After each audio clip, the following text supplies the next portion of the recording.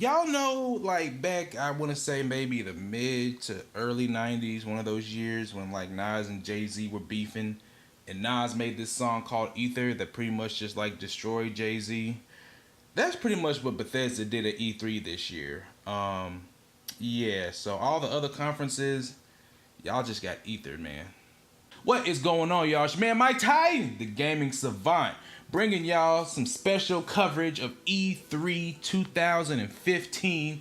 I forget what the acronym stands for. Electronic something Expo. Excuse my brain, I just woke up. We are here talking about the Bethesda conference. I will be doing, I guess you could say, a slight recap or my finer points of each conference. Microsoft, Sony. I think I'm going to put EA and Ubisoft together. And then I'll be covering some other stuff around E3 that I found interesting. Now, today we are talking about Bethesda. We already know what we're all here for, Fallout 4. So we'll get to that in a second. But just to be nice and courteous to the other games that they announced, I'm gonna cover some of them too. And the first one they talked about was Doom. Now, as y'all know, last year at QuakeCon, which actually me and my business partner Brian went to, which he actually got to see this, they showed a quick little glimpse of Doom behind closed doors, no cameras, no media. Well, there was media, but no cameras, no pictures being taken. So nothing, like the only people who got to see Doom were in that room. Well, finally they showed it at E3, and man, when I tell you, I'll go ahead and let y'all know, I maybe played maybe one of the Dooms, maybe Doom 2 or Doom 3, one of those. I've never played the remake. I didn't see the movie with The Rock in it. When I tell you that game looked fantastic.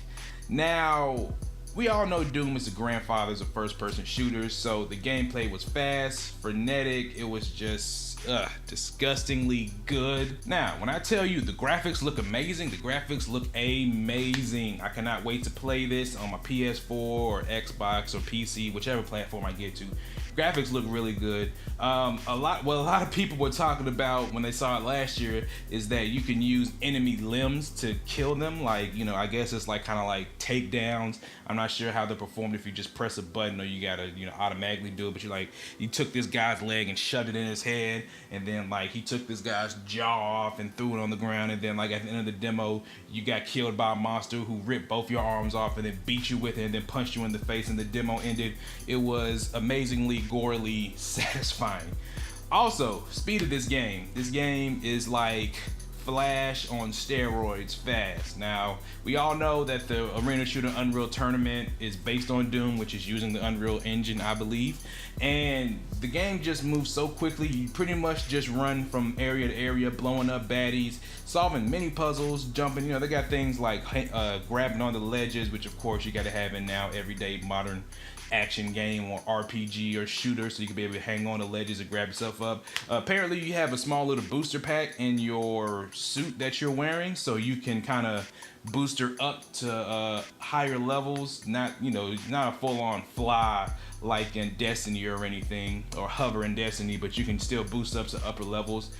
You can also, I guess there's an impact compensation that I saw on the trailer, or I saw in the gameplay, that he jumped from down a far ways down and he just landed like normal. It said impact compensation at the bottom, so that was pretty cool. And like I said, another small thing, which, you know, may not be that much to you, but kind of cool to me, is the gun animations. Now, pretty much every time your character picks up a gun, he checks it, cocks it, makes sure it's all good and stuff. You get a good look at it. Now, I don't know if that was just for the demo, or if that's just whenever you pick up new weapons. I think it was a nice little touch. It added some little personality and realism to it. It's like, all right, let me check the shotgun, no shells, bam, put it in there, let's go kill some baddies.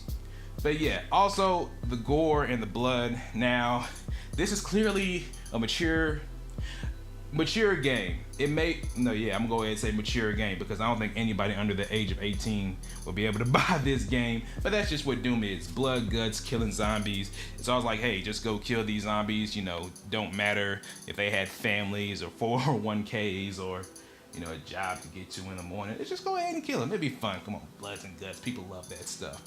Also, another thing they announced in the Doom reveal is multiplayer. So yes, you'll be able to play with your friends online. They also had this thing called Doom Snap Map.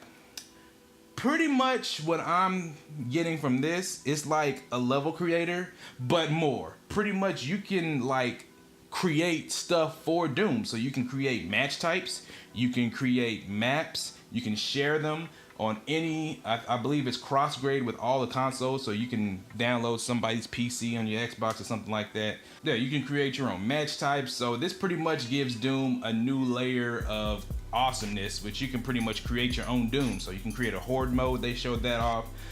They showed different multiplayer maps, you know, different stuff. It looks really, really good. There's also gonna be clans. There's of course your regular game modes like domination, something called freeze tag, which I can only imagine it'll probably be like King of the Hill in the sense where like whoever gets killed freeze tag. I don't know. I'm just speculating right now. Sad news is about the Doom reveal. It's gonna be available spring 2016. So no hard date, no dates to look forward to. We pretty much just gotta wait till next spring, March, April, May-ish to see whenever Doom comes out. But I'm excited. I'm buying it. That's just me. But so on to the next game. Dishonored 2. This little thing was announced. I personally don't care for Dishonored 2.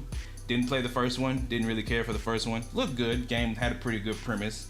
Pretty much what I got from this game is that the world is still gross that you live in. They showed a rat coming out of a man's spleen, something just disgusting. Two main characters. You can play as the main character from last game, and then there's a new girl main character that they show in the trailer. And the graphics still look cartoonish, Bioshock-ish. You know, that kind of like cell shaded cartoon, almost kind of like the Teenage Mutant Ninja Turtles, their new cartoon. So that's pretty much what I got from Dishonored 2. Nothing more than that. There's just a sequel coming out that everybody knew. So on to the next game. I don't know why I clapped. All right, these next two I'm just gonna breeze by because one of them's already out and the other one I think it's just trying to copy Hearthstone. Elder Scrolls Online. The game's out, just buy it. Elder Scrolls Legends, which is a card game. The game's not out, we gotta wait for more information. On to the game we all been waiting for! When this game was announced, probably about a week ago, a couple days ago, whenever it was announced, I was like, instant buy, Fallout 4. Huge Fallout fan. Played Fallout 2, Fallout 3, New Vegas, all that other stuff. Loved it. Very good, implicant part of my teenagehood growing up into a man. When they announced the bombshell of all the information at Fallout 4 for Bethesda's press conference, I was just like, take my money now. So, great news. We're getting it this year, November 10th, 2015. About 4.5 months, 4.25, 5 months away. So not that much of a wait. You'll have it for Christmas time when you can take off. You can also take off for Thanksgiving to play the game. That's probably what I'm gonna do. Sorry, manager. Character customization. They showed this when they first got the trailer. Character customization. So you pretty much, in the mirror, you can change everything. You can change skin color, hair. There's no sliders for the faces, so you can like just make a wide chin, short chin, thick eyebrows. Very good character customization. You can also play as a female too, so that's back as well. Now stop, hold on. Let me stop the music in the background, get a close up on my face, because I'm gonna talk about something that I've heard a lot of people on the internet complain about. The graphics. Now, Fallout is not known for having the best graphics. This is known commonly worldwide for this game. It is not the best graphically game. It will never win the best graphics at a show. Now, with that being said, I don't care how the graphics look. To me, the graphics look good. Do they look Witcher 3-esque?